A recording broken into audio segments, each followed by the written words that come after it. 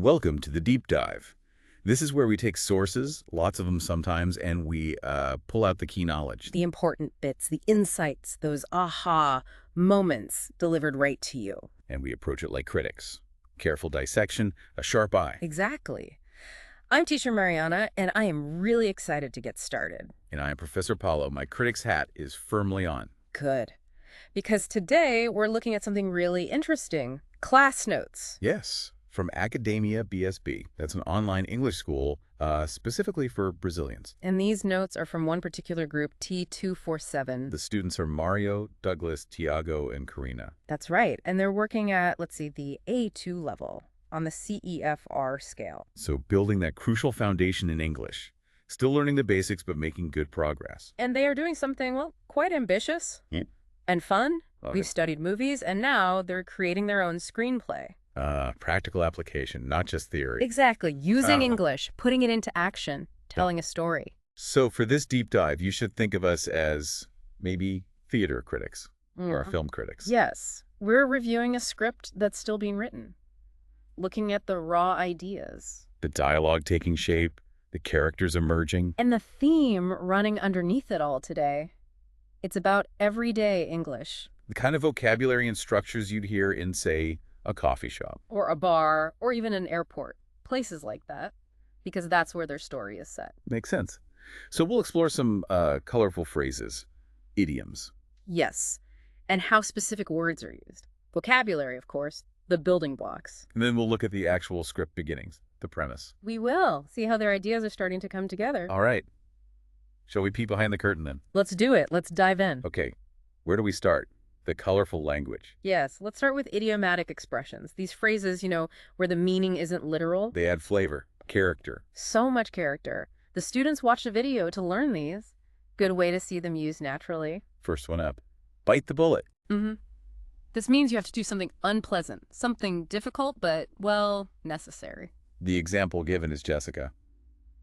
She didn't want to tell her boss she was quitting. But she had to, so she bit the bullet and did it. Faced the difficult situation. Yeah. In Portuguese, what would that be like? You might say something like enfrentar a situação difícil, or maybe aguentar firme, to endure, face up to it. Right. And you use it when someone needs courage for a tough task. Exactly. Think about a screenplay, professor. A dramatic moment. A character making a hard choice. Saying goodbye. Confessing. Yes. They have to bite the bullet.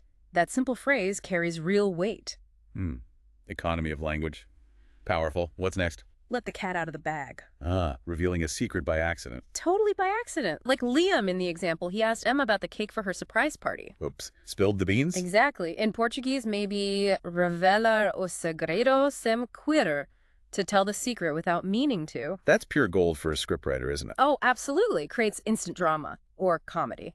Drives the plot forward. Classic stuff. It really is. Okay, next. Hit the sack. Simple one. Go to bed. Yep. The example. It's been a long day. I'm really tired. I'm going to hit the sack. Sounds familiar. Doesn't it just, in Portuguese, maybe quer na cama, fall into bed. Or just ir dormir. You use it when you're just plain tired. Ready for sleep. And in a script, it makes the character sound real. Exhausted. More vivid than just, I'm going to sleep. Got that old Hollywood vibe, maybe. It does. Adds naturalness. Okay, how about piece of cake? Meaning something is very, very easy. Like the math homework example. Finished in 10 minutes. Piece of cake. I wish. Me too. In Brazil, we'd say moleza or muito fácil. Really easy. For script writing, this could show confidence. Maybe false confidence. This job will be a piece of cake. Yeah. Famous last words. Or genuine skill. It quickly shows how a character sees a challenge. Sets up expectations. Okay, next idiom. Cost an arm and a leg. Very expensive. Super expensive. The example. This new laptop cost me an arm and a leg. Ouch. Sounds painful. And costly. In Portuguese, custar o olho da cara, cost the eye of your face. Vivid. So in a script, this tells you about value or financial struggle. Instantly. Shorthand for a big expense. Good one. Keep going. Burn the midnight oil. Working late. Studying late into the night. Yes. The example. I had to burn the midnight oil to finish my presentation. Been there? Done that. Haven't we all? In Brazil, virar a noite trabalhando or estudando. Turn the night working or studying. Or queimar as pestanas, burn the eyelashes. Love that. So for characters, this shows dedication, stress. Urgency, maybe? Yeah. A writer finishing a script? A student before an exam, they burn the midnight oil. It shows hard work without needing a long scene, like those old playwrights, maybe? Shakespeare burning candles. Maybe. It shows effort. Okay, 2 more. Call it a day. Stop working for the day. Simple as that. The example. Let's call it a day and continue tomorrow. Time for a break. Rest. In Portuguese, dar por encerrado or parar por hoje, stop for today. You hear this all the time in films. Workplace dramas. Cop shows. Signals the end of the work period. A clear beat in the scene. Very useful. And the last one, Go the extra mile. doing more than expected, making a special effort. Right, like Michael in the example, helping his clients. Everyone loves him for it. Because he exceeds expectation. Exactly. In Portuguese, ir além do esperado, go beyond what's expected. Or fazer esforço extra. In a character, this shows initiative, kindness, dedication. A hero solving a problem often goes the extra mile. Or a great actor or director putting in that extra work to make something special. Yes. Think of the dedication behind amazing movie scenes. These idioms are like shortcuts, really. Shortcuts to sounding natural. And adding personality. Essential tools for writing realistic dialogue. Yeah. Especially for their screenplay. Absolutely. Okay, so from idioms, let's move to more specific word choices. The precise use of language. Because choosing just the right word. That's like an actor choosing an expression. Changes everything. Exactly. Subtle differences, big impact. The notes highlight some pairs, like hear versus listen. Okay, here is passive. Sound just comes in. Right. But listen, that's active. You pay attention. So if I cut my ear and say, did you hear that? Just asking if the sound reached you. But if you say, listen carefully, you want my full attention. Got it. Next pair. Sleepy versus sleeping. Sleepy is the feeling. Tired, wanting to sleep. And sleeping is the action. You are actually asleep. You feel sleepy before you are sleeping. I often feel sleepy after lunch, but I try very hard not to be sleeping during our deep dive. Nice. Okay, summary versus resume. A summary is short, main points, like meeting notes maybe, or these class notes. Yeah, and a resume. That's for a job application, your work history, education. Got it. Summary of the lesson, resume for the job. Clear. Then soup versus soap. Please don't mix these up. One you eat. Hot, usually. The other you wash with. Yes. Yeah. Eat the soup, use the soap. Good plan. Very good plan. Then there's curse versus course. Curse, like bad magic. Or bad words. Yes. And course, that's a program of study, like an English course. Right. Witches use curses. Students take courses, like at Academia BSB. We also have surprise versus supplies. A surprise, something unexpected. Hopefully nice. And supplies, things you need. Materials, stock for a shop. Like coffee beans in cups for Mario's coffee shop. Those are supplies. Exactly. And the last pair from this list, movie versus move. Movie is a film. Move is to change position. Simple. Let's watch a movie. Please move your chair. Okay, clear distinctions. Now, the notes also had some phrases used in context. Yes. This is so important for writing dialogue that sounds real. We could try short role plays, like actors practicing lines. All right, give me my cue. First phrase, action of kindness, meaning doing something nice. Okay, you start. Well, yesterday I saw someone struggling with heavy bags, an older person. So I stopped and helped them carry the bags. It felt good, you know, doing an action of kindness. That was very thoughtful. A small thing, but it makes a difference. It really does. Okay, next phrase. I felt emotional moved by the situation. Meaning you had strong feelings. Sadness, sympathy. Yes, because of what happened. Let's try it. Okay. Wow, that film we watched last night. The ending really got to me. Huh. Yeah, I felt quite emotional by the situation the main character was in. I know what you mean. I was really moved by their whole journey, actually. See? Strong feelings. Last one. He offered free pizza for people who didn't have money. Describing generosity. Helping those in need. Let's use it. Did you hear about that local pizza place? No, what about it? The owner, apparently, he offered free pizza for people who didn't have money. Just gave it away to help out. That's amazing. Really admirable community spirit there. Isn't it? So you see, choosing these specific words, these phrases, and knowing how to use them. it's exactly what actors do. Selecting the right tone, the right gesture, the right word. It gives the character a voice, makes it feel real. The art of language in performance. Absolutely. Let's take a quick break here. And we are back on the deep dive. Just before the break, we were talking about idioms and then about choosing just the right words and phrases. Like an actor finding the perfect expression. We even did some mini role plays. We did. Now let's look at the foundation, the vocabulary. The building blocks. The notes cover words from the current class and also review words from past classes. Which is so important for building dialogue. You need these words to make the coffee shop scene or the airport scene feel authentic. Let's start with the new words. From the current class video, likely about those everyday places, bars, coffee shops. Right. The notes list. Grandma's coffee, listen, tea, to brew, to stew for free, a slice of pizza, rudeness, neighborhood, manhood, remember, scent to smell, flavor to taste, and factory X industry. Okay, let's quickly define them. Grandma's relates to grandmother, often suggests comfort. Synonym, grandmother's place. Sure. Coffee, popular hot drink, a beverage. Listen, active attention, like attend. Tea, another hot drink from leaves. An infusion. To brew, making coffee or tea, basically to make. To stew. Cooking slowly in liquid, like to simmer. For free, no cost. Gratis. A slice of pizza, a portion, a piece. Rudeness, not polite, impolite. Your local area, a district. Manhood, being a man, quality or time period. Yeah. Masculinity. Remember, recall information, recollect. Scent to smell. Odors and perceiving them. Scent is the odor, to smell is the action, like to sniff. Flavor to taste, how food feels in the mouth. Flavor is the taste, to taste is the action, like to sample. And factory X industry. Factory is the building. Industry is the whole sector, like the film industry. A factory is in an industry. Right. These words are like the props, the details for their screenplay scenes. Exactly. Now, the notes also had review exercises from our previous class, vocabulary practice. Like actors running lines. Gotta know the words. Let's quickly run through some. First, complete the sentences. She works in a time that makes cars. That would be factory. I go if I had the time. Needs that modal verb. Oh. This math problem is very, from the likely options, complicated. Sounds right. There is no that he is talented. Expressing certainty, so no. Out. And we went to play a few games last night. That place with lanes. The bowling alley. Good. They also had a matching exercise. Word to meaning. Intentional matches with. Done on purpose. Period. To raise or hold something and move it. Factory again. A place where products are made. Promote. To make something more popular. And clients. Someone who buys services. Basic important words. Then a multiple choice exercise. He is very today because of the exams. Agitated or seasoned? Definitely agitated. Exams are stressful. She is to the meeting because she has a speech. Attend or carry?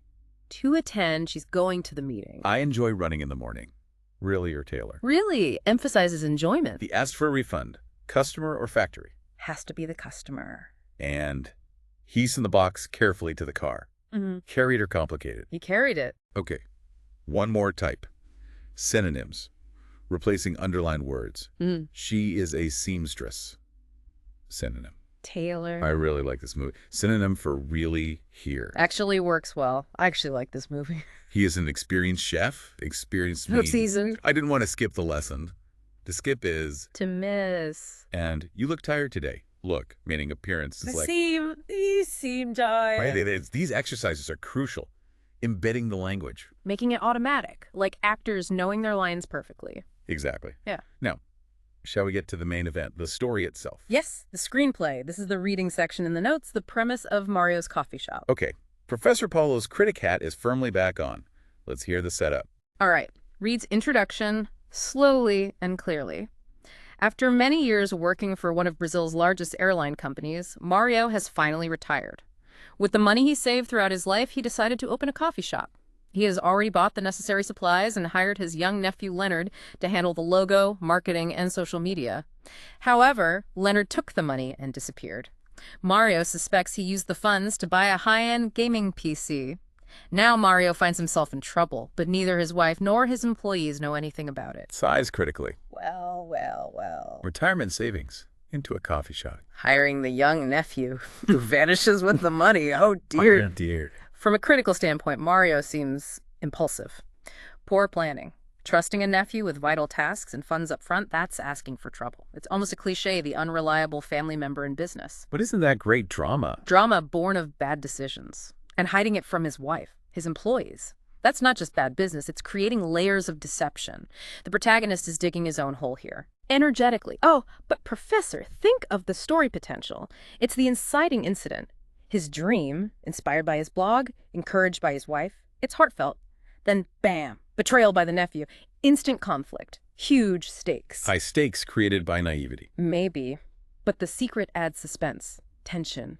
Will he get caught? How will he fix it? It makes him vulnerable, relatable even.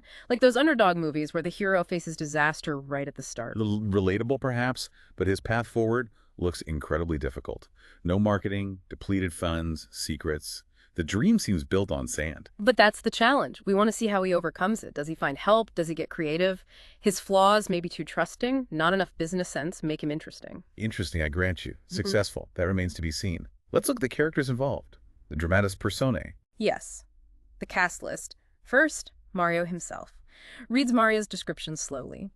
Mario is a 63-year-old seasoned airplane pilot who discovered a new passion after retiring: food blogging. His posts attracted a loyal readership, and many followers suggested he open his own restaurant.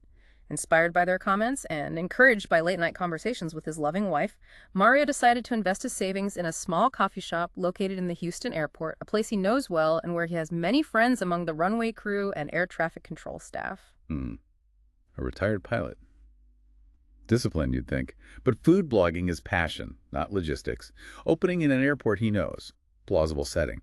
But relying on friends for customers, not a solid strategy. He seems driven by passion, by what others suggested, potentially ignoring practicalities.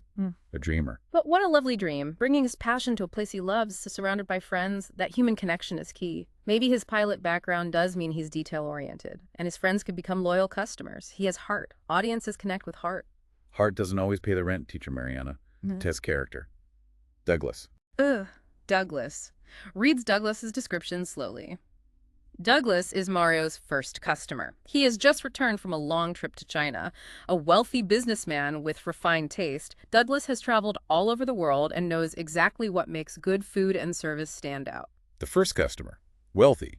Refined taste. Knows quality. This is judgment personified. Exactly. He's the benchmark, the standard Mario has to meet. He could be so important, giving feedback, maybe investing. Or maybe delivering a crushing critique. Knows exactly what makes good food and service stand out. He sounds demanding. His opinion carries weight because of his wealth and experience. Maybe he's a potential major obstacle or a major asset. High stakes for Mario's opening day. Like that food critic in Ratatouille, Anton Ego. Remember, his review could make or break the restaurant. Douglas has that kind of power here. A narrative force indeed. Who else? Thiago. Reads Thiago's description slowly. Thiago is a savvy business consultant who sees great potential in Mario's new venture. He is interested in investing, but he demands a large share of ownership in return. Mario, however, is not willing to give up so much control and remains firm in his vision for the shop. The pragmatist? Yeah. Sees the potential business, which Mario perhaps overlooks, but demands control. Classic conflict. The investor versus the dreamer. The passion versus the profit motive. Will Mario compromise his grandma's house vision for financial stability? This is good dramatic tension. It really is. Thiago offers a solution to Mario's money problem, but it comes at a price. What's more important to Mario? His dream, exactly as he pictured it, or survival. It forces Mario to define success for himself. A crucial dilemma. Yeah. And the final main character, Karina. Reads Karina's description slowly. Karina is a young, beautiful job seeker. Though she lacks experience working in coffee shops, she has a strong background in marketing. Her first mission is to convince Mario to change the shop's name, which she believes sounds too old-fashioned to appeal to younger generations. Her second task will be to help modernize the menu by suggesting new items that are more Instagrammable and visually appealing. Young, beautiful, marketing background, but no coffee shop experience. Interesting mix. But the marketing, that's exactly what Mario needs after the nephew disaster. Yeah. She's the potential solution. Potentially. But her first mission is to change the name, challenging Mario's vision right away, and modernizing the menu.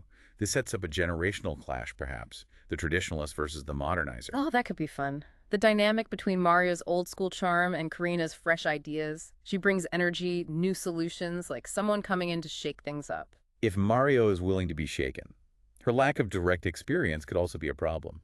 It's another source of potential conflict and potential progress. What a great set of characters. The dreamer, the critic, the pragmatist, the modernizer.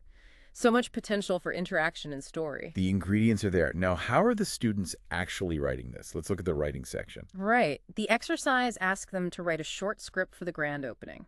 First person. Simple tenses. Adding details. Putting themselves in the character's shoes. And Mario wrote from his own perspective. What did he say? Reads Mario's writing slowly. In my first day, I want to offer to my costumers products which feel like Grandma's house's scents and flavors. Initially, it is a small shop where I will need to hire 2 people to work with me. These employees should be food lovers, caregivers, and happy people. I will take a baking course.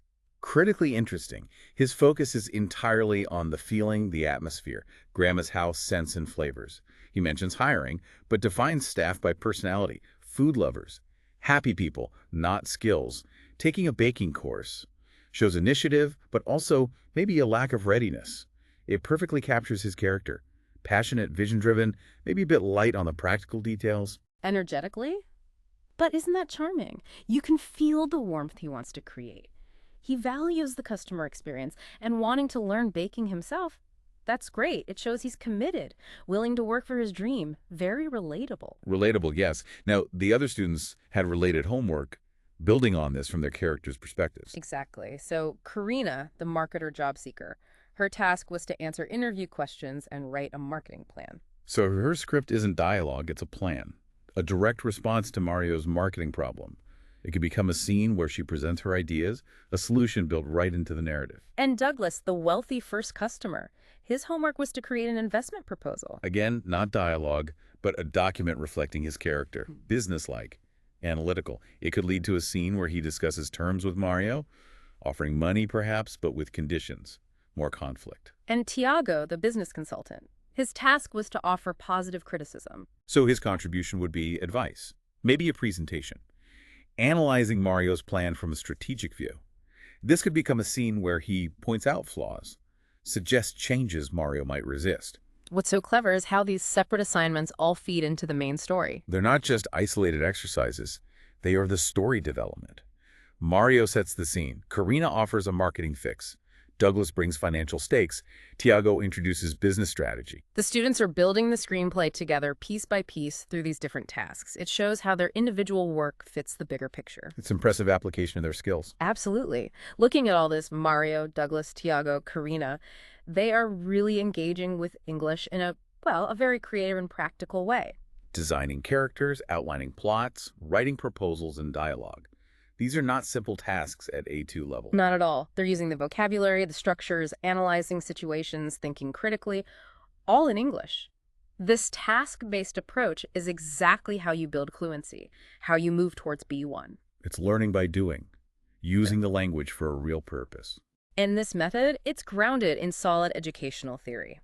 The notes mention people like Ellis, Vygotsky, Hyland, Lewis. Task-based learning, sociocultural theory, genre pedagogy, the lexical approach. These aren't just buzzwords. No. They support learning through tasks, through interaction, understanding different text types like screenplays, and using common phrases. It shows that activities like this, writing scripts, having conversations, they really work. It proves the Academia BSB methodology is effective. And part of that methodology involves practice, doing the homework. Ah, yes, the diarios de clase, ejercicios digitais, libros didáticos, revisar anotaciones, all important. Which leads to a little reminder. Lightly, yes. Based on these notes, it looks like our fantastic students have some exciting screenplay homework to continue with. Keep building that story. Every line you write, every character choice you make brings it closer to reality. And strengthens your English every step of the way. Now looking ahead, the notes tell us the next topic is American culture and idiomatic expressions. Ooh, interesting combination. Fantastic. More culture gives more context for their dialogue. More idioms give them more ways to sound natural, authentic. It will definitely deepen their understanding, help them navigate the interactions between these characters we've met. Makes you wonder, doesn't it? As Mario deals with Douglas's critiques, Thiago's demands, Karina's modern ideas. How will understanding American culture, using these new idioms, affect their conversations, their decisions. How will it shape the future of Mario's coffee shop? We'll have to see. This whole process, learning language, trying to communicate complex ideas, like in a screenplay, it touches on something deeper. This fundamental human act of interpretation, of trying to bridge the gap between minds using words. Every choice we make shapes the connection. It really does. It makes you think. It's not only about the language. It's all about communication. Thank you for joining us on this deep dive. We hope you enjoyed this look behind the scenes. See you next time.